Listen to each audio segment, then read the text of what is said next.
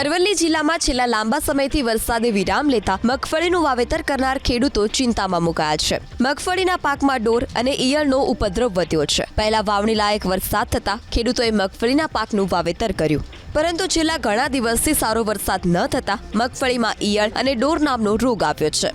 આ રોગથી મગફળીનો પાક મૂળમાંથી જ જતો રહે છે. ખેડૂતોએ રાસાયણિક ખાતર તેમજ દવાનો છંટકાવ પણ કર્યો છે. જો આગામી દિવસોમાં વરસાદ ખેંચાશે તો ખેડૂતોને વીઘા દીઠ 30 થી 40% નુકસાની ભોગવવાનો વારો આવશે.